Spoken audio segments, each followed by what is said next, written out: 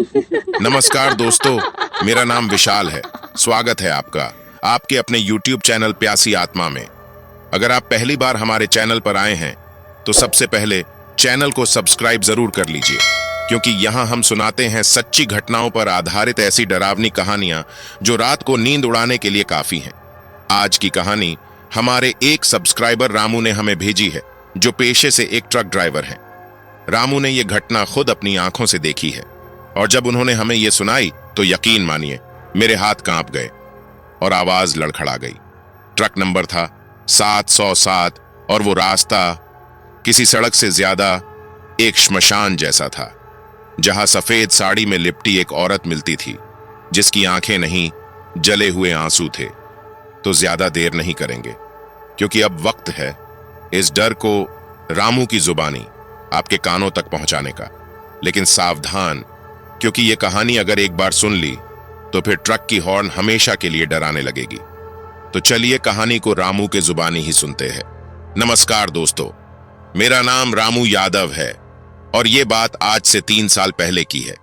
तब मैं गोरखपुर से बलुआ घाट की तरफ ट्रक नंबर 707 चलाता था। वही पुराना मॉडल लेकिन भरोसेमंद मशीन थी। ट्रक चलाते चलाते सैकड़ों रातें जंगलों और वीरानों में बीती, लेकिन उस रात जैसी एक भी नहीं थी। 13 मार्च सोमवार की रात थी और मैं अपने क्लीनर चंदन के साथ बलुआ घाट से बालू लाद कर लौट रहा था। रात के करीब 2:30 बज चुके थे। चारों तरफ घना जंगल, एकदम सन्नाटा। बस हमारे ट्रक की हेडलाइट और डीजल की गंध आ रही थी। हम भटकती घाटी कहे जाने वाले पहाड़ी मोड़ पर पहुंच रहे थे। वो इलाका पहले से बदनाम था। कहते हैं वहां एक बार रास्ता छूटे तो ट्रक बार बार उसी जगह लौट आता है। लेकिन हमें क्या, हमारा तो काम है ट्रक चलाना और पहुंचाना। चंदन सो रहा था और मैं स्टीयरिंग थामे सड़क निहार रहा था।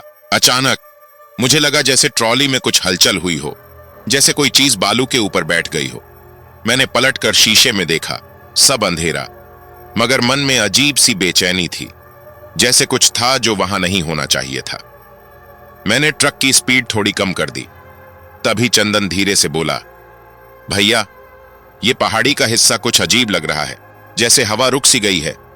मैंने कहा, चुपचाप बैठ, डरने की बात नहीं है। पर मेरे दिल में खुद कुछ कांपने लगा था। एक मोड़ पर जैसे ही ट्रक ने कट मारा, सामने एक काली परछाई सी दिखी। मैंने फौरन ब्रेक मारा, लेकिन कुछ नहीं था।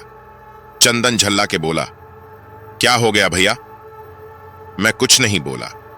बस सामने सड़क पर एक ठंडी सफेदी की रेखा कुछ पल के लिए चमकी थी और फिर गायब हो गई। हमने फिर से ट्रक बढ़ाया, लेकिन ट्रक जैसे भारी हो गया था, जैसे ट्रॉली में कोई और भार आ गया हो। डीजल भी अचानक गिरने लगा। चंदन ने मोबाइल निकाला तो नेटवर्क गायब, सब कुछ एकदम अजीब। तभी ट्रक के अंदर एक ठंडी हवा का झोंका आया, लेकिन खिड़की बंद थी।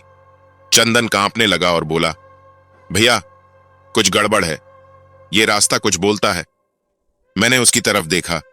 उसका चेहरा पीला पड़ चुका था और मेरी उंगलियां स्टीयरिंग पर जम चुकी थीं।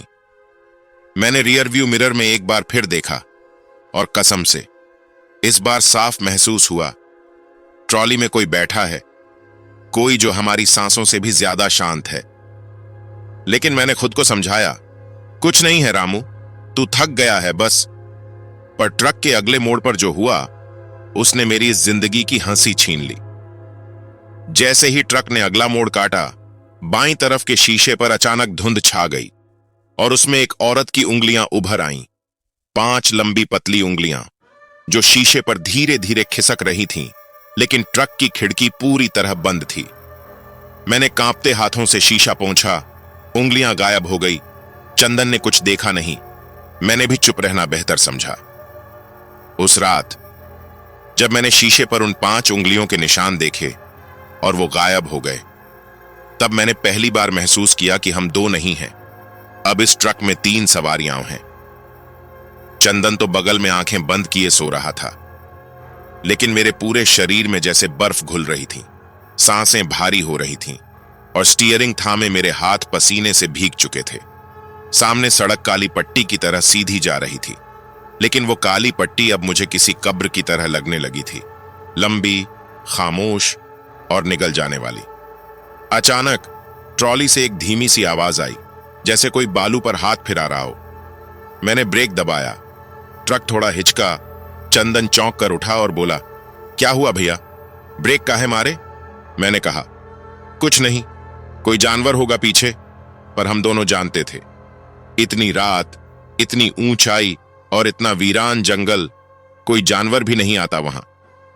चंदन ने थोड़ी देर बाद गला साफ किया और धीरे से बोला, भैया आपको भी लग रहा है ना जैसे कोई पीछे बैठा है? मैंने उसकी तरफ नहीं देखा, सिर्फ एक शब्द बोला, हां। हम दोनों अब चुप हो गए थे। सिर्फ ट्रक की गड़गड़ाहट और हमारे दिल की धड़कनें चल रही थीं। लेकिन एक चीज और चल रही थी। पीछे ट्रॉली में कुछ सरक रहा था, धीरे धीरे, जैसे कोई घुटनों के बल रेंग रहा हो। मैंने शीशे में देखने की कोशिश की, लेकिन शीशा धुंधला हो गया था। मैंने वाइपर चलाया, कुछ दिखा नहीं। तभी ट्रक की हेडलाइट अचानक फ्लिकर करने लगी, जैसे बिजली कांप रही हो। चंदन डर के मारे अब कुछ बोल नहीं रहा था। तभी उसने कांपते हुए कहा, भैया पीछे कोई औरत बैठी है क्या? मेरे हाथ से स्टीयरिंग कांपने लगा। तूने देखा क्या? वो बोला, नहीं, लेकिन मैं उसकी सांसें महसूस कर रहा हूं। इतना सुनते ही ट्रक की स्पीड अपने आप तेज हो गई, जैसे किसी ने एक्सीलेटर दबा दिया हो। मैंने ब्रेक दबाया, काम नहीं कर रहा था। मेरी आंखें फट गईं। चंदन चीख पड़ा, भैया ब्रेक! मैंने जोर से हैंड ब्रेक खींचा। ट्रक बाईं ओर झटका खाकर रुक गया। हम दोनों कांपते हुए नीचे उतरे। चारों तरफ अंधेरा, हवा तक नहीं चल रही थी। मैंने ट्रॉली की ओर देखा।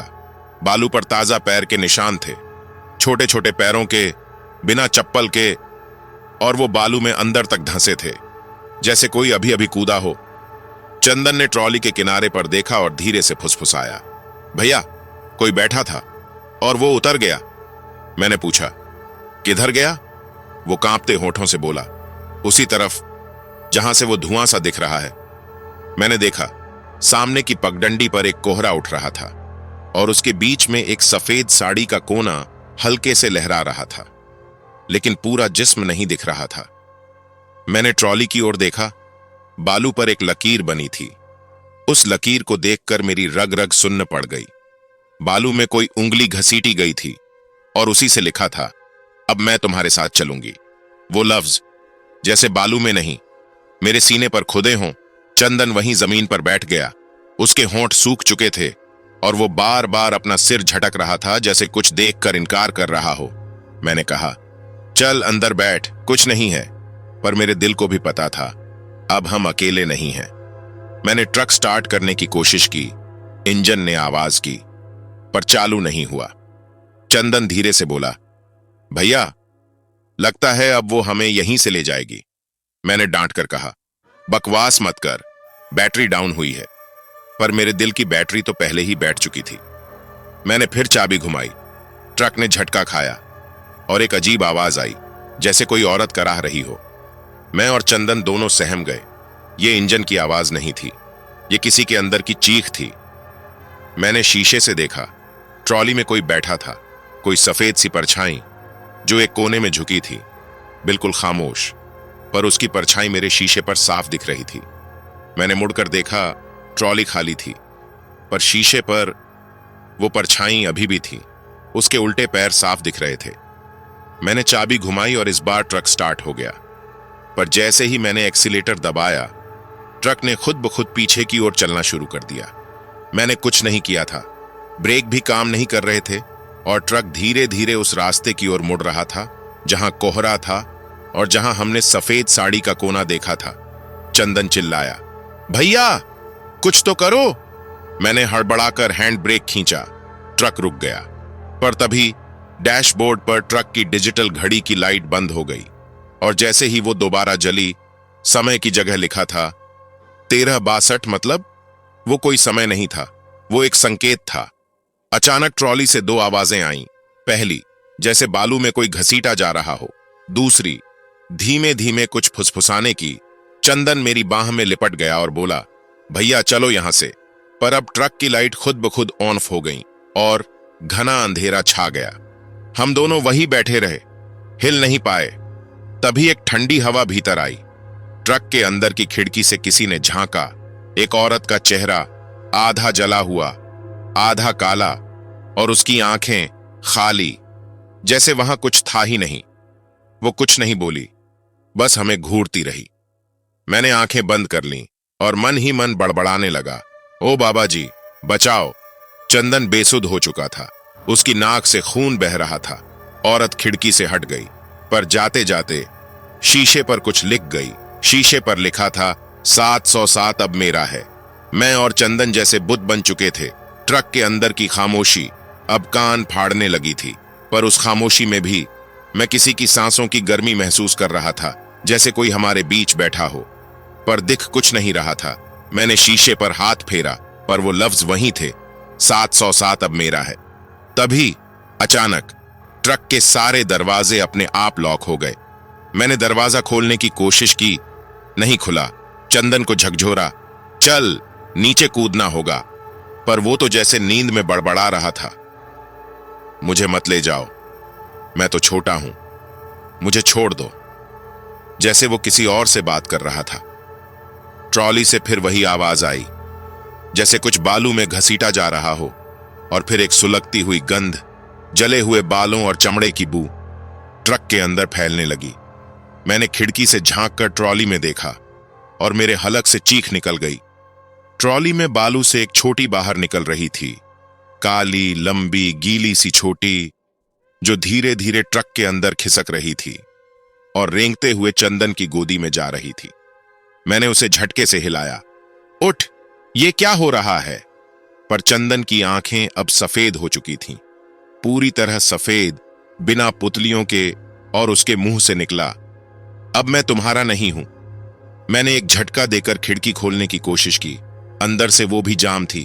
तभी ट्रक की हेडलाइट अपने आप जल उठी और सामने दिखी वही औरत, सफेद साड़ी में, सिर झुका हुआ, उल्टे पैर, और उसके पीछे बालू में खींचती जलती हुई लकीर, जैसे कोई उसे जबरदस्ती इस दुनिया से खींच लाया हो। उसके आने से पहले हवा थम गई, और उसके पास आते ही ट्रक की छत से पानी टपकने लगा। उस वीराने में बारिश नहीं थी, फिर भी ट्रक अंदर से भीगने लगा था। उसकी साड़ी भीगती जा रही थी, पर वो जमीन से कुछ इंच ऊपर तैर रही थी। उसके कदम धरती पर नहीं पड़ रहे थे। मैंने आंखें भींच लीं, मन ही मन हनुमान चालीसा बुदबुदाई, पर उसकी परछाई अंदर घुस चुकी थी। डैशबोर्ड पर एक जलता हाथ दिखाई दिया, उसकी जली हुई उंगलियां धीरे धीरे 707 को खरोंच रही थीं, जैसे वो ट्रक पर अपनी मुहर लगा रही हो। और चंदन अब हंस रहा था। उसकी हंसी किसी और की आवाज में बदल चुकी थी, जैसे दो गले एक साथ हंस रहे हों। उसी वक्त मुझे लगा, अब मैं नहीं, मेरा ट्रक ही मुझे लेकर जा रहा है शायद उसके पास। अब मैं ट्रक नहीं चला रहा था, अब ट्रक मुझे चला रहा था। स्टीयरिंग अपने आप घूम रहा था, क्लच दब रहा था, गियर बदल रहे थे, और मेरा पैर गियर पर था ही नहीं। फिर भी ट्रक तेज होता जा रहा था। पीछे बैठा चंदन अब हंस नहीं रहा था, वो कुछ गा रहा था, धीमे धीमे, जैसे नदी के पार बुलाया है, जली साड़ी ने ललचाया है। उसकी आवाज औरत जैसी हो चुकी थी, कभी भारी, कभी बहुत पतली, जैसे कई आवाजें एक साथ उसके गले में हों।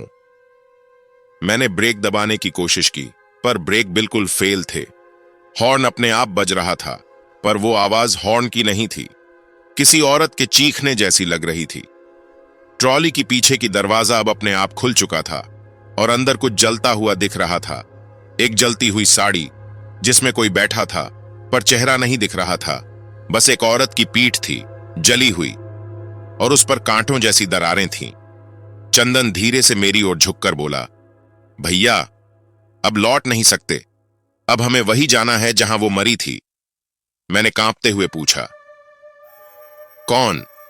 उसने मेरी तरफ देखे बिना कहा, जिसे ट्रक ने कुचला था, अब वो ट्रक से ही लौटेगी।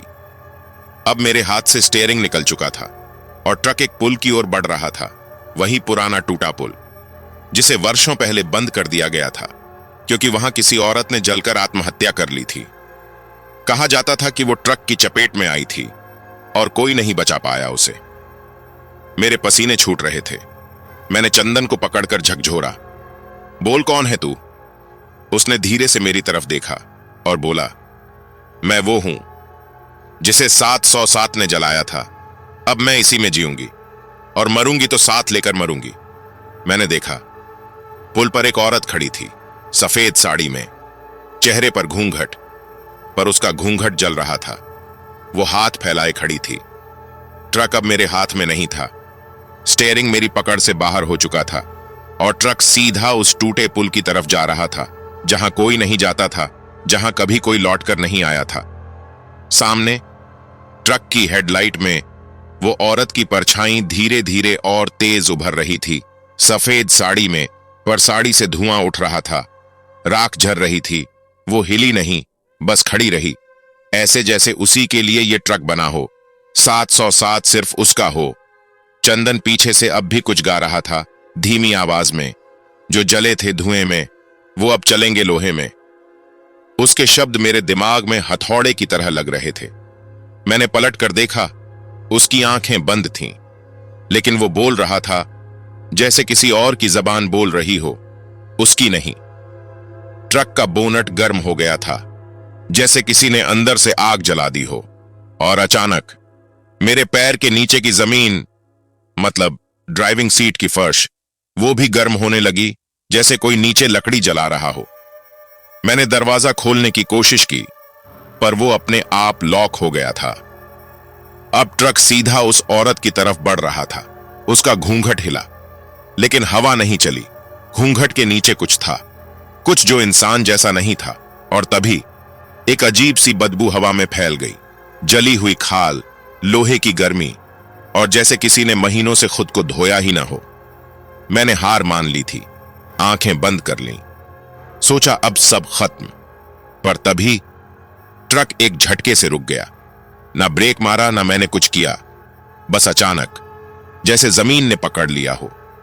आंखें खोला तो देखा, वो औरत अब बिल्कुल सामने खड़ी थी, ट्रक से 2 कदम दूर, पर उसका चेहरा अब भी नहीं दिख रहा था। बस घूंघट के नीचे से राख गिर रही थी, और वो खड़ी थी जैसे मुझे देख रही हो, मेरे अंदर झांक रही हो। चंदन पीछे से बोला, रामू भैया, अब रुकना नहीं है, अब पीछे देखना मना है। अब जब तक वो ना बोले, तब तक तुम कुछ नहीं कहोगे। उसकी आवाज अब चंदन की नहीं थी, वो किसी और की थी, किसी बूढ़ी औरत की, कांपती पर जिंदा, जैसे वो मेरे अंदर उतर गई हो। और अचानक वो औरत एक कदम बढ़ती है, ट्रक की हेडलाइट अपने आप बुझ जाती है, चारों ओर अंधेरा, और फिर उसके पैरों के नीचे पानी बहने लगता है, जैसे कोई नदी हो, लेकिन वहां नदी थी ही नहीं, बस पानी जैसा कुछ बह रहा था, और उसमें से जले हुए हाथ निकल रहे थे, जो ट्रक को खींच रहे थे। मैंने पूरी ताकत लगाकर आंखें बंद रखीं, बस भगवान का नाम लिया, कहा, माफ कर दो भगवान, जो भी गुनाह हुआ हो, पर अब नहीं। तभी लगा जैसे किसी ने मेरे कंधे पर हाथ रखा, गरम, जलता हुआ। औरत की आवाज आई, याद रख, जो जलते हैं वो लौटते नहीं, तू लौटा है तो अब तुझे जलना पड़ेगा। मैंने जब आंख खोली तो ट्रक स्टार्ट था, पर सब कुछ शांत। चंदन नहीं था, पुल अब भी टूटा था, और वो औरत कहीं नहीं दिख रही थी। पर स्टीयरिंग पर एक जली हुई हथेली की छाप थी, राख की। बस मैं वहीं से समझ गया, वो गई नहीं है, बस कहीं छुपी है, ट्रक में ही। मैंने जल्दी से स्टीयरिंग से हाथ हटाया। वो राख अब भी गर्म थी, जैसे किसी ने अभी अभी हाथ रखा हो। मैं चिल्लाया, चंदन, चंदन, लेकिन पीछे कोई नहीं था, बस ट्रॉली की खाली सीटें और एक गीली सी आवाज, जैसे किसी ने भीगी साड़ी वहीं टांगी हो और उससे पानी टपक रहा हो। मैंने डरते डरते ट्रक को वापस मोड़ा और सीधा उस पुल से भाग निकला। इंजन गर्म हो चुका था, पर अब भी चल रहा था, जैसे वो खुद चाहता हो। चल रामू, निकल, पर याद रख, हमारा रिश्ता अभी खत्म नहीं हुआ। मैंने रास्ता बदला, हाईवे छोड़ दिया, गांव की तरफ कच्चे रास्ते से जा रहा था। सोचा किसी तरह घर पहुंच जाऊं, सब कुछ मां को बता दूं। पर रास्ता वैसा नहीं था जैसा मैं जानता था। हर मोड़ पर वही मोड़ दोबारा आने लगता, जैसे ट्रक एक ही जगह घूम रहा हो। सड़क एक भूल भुलैया बन चुकी थी। मैंने गियर बदला, पर गियर लीवर किसी की हड्डी जैसा लगने लगा, ठंडा और कड़क। और जब मैंने नीचे देखा तो पैरों के पास कुछ राख में लिखा था, फिर मिलेंगे। बस हिम्मत टूट गई मेरी। मैंने ट्रक वहीं रोक दिया, कूद कर बाहर निकला और खेतों की ओर भागा। बस भागता गया, पीछे मुड़कर नहीं देखा। कुछ दूरी पर एक खेत की मेड़ पर चढ़ा और वहीं बैठकर हांफने लगा। मैंने मुड़कर देखा, ट्रक अभी भी वहीं खड़ा था, लेकिन हेडलाइट अपने आप जल चुकी थी और अब उसकी हेडलाइट किसी इंसान की आंखों जैसी लग रही थी, जैसे कोई घूर रहा हो मुझे, जैसे कह रहा हो जा, पर जितना दूर जाएगा मैं वहीं पहुंच जाऊंगा। गर्मियों की रात थी, पर मेरे बदन में ठंड भरने लगी। मैं कांपने लगा और तभी हवा में वही गंध आई, जली हुई खाल और भीगी राख। मैं समझ गया वो यहीं कहीं है, मुझसे कुछ कहे बिना नहीं जाएगी। तभी झाड़ियों से किसी के चलने की आवाज आई। झाड़ियों से पत्ते सरकने लगे, जैसे कोई भारी साड़ी पहनकर गीली जमीन पर चल रहा हो। मैंने आवाज दी, कौन है? कोई जवाब नहीं, बस वही गंध और हवा में भारीपन, जैसे मेरी सांसें मेरा साथ छोड़ रही हों। और अचानक ट्रक का हॉर्न अपने आप बज उठता है, 3 बार, धीरे धीरे, जैसे किसी ने बुलाया हो। मैं डर के मारे वहीं बैठा रहा और देखा ट्रक अब अपने आप बिना ड्राइवर के खेत की तरफ सीधा मेरी ओर मुड़ने लगा था। मैं भागा, बस भागा। मेरे पीछे वो ट्रक और उसके भीतर वही औरत, सफेद साड़ी में जलती हुई परछाई बनकर। 707 अब मेरी नींद नहीं, मेरी असलियत में उतर चुका था। अब ये सपना नहीं था, ये जिंदगी बन गया था। उस रात किसी तरह एक खलिहान में जाकर छुप गया।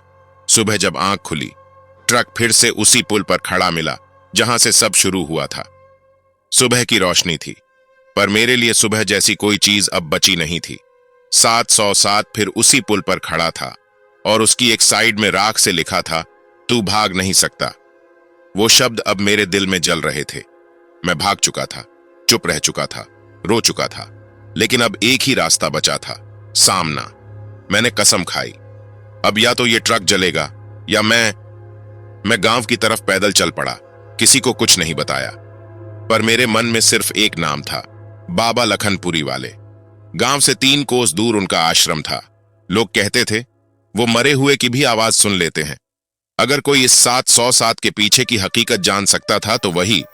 बाबा ने मेरी हालत देख ली, कुछ नहीं पूछा, बस बोले, सफेद साड़ी वाली औरत, वो जल चुकी है बेटा, पर उसका वजूद अब भी जिंदा है और उसने तुझे चुन लिया है।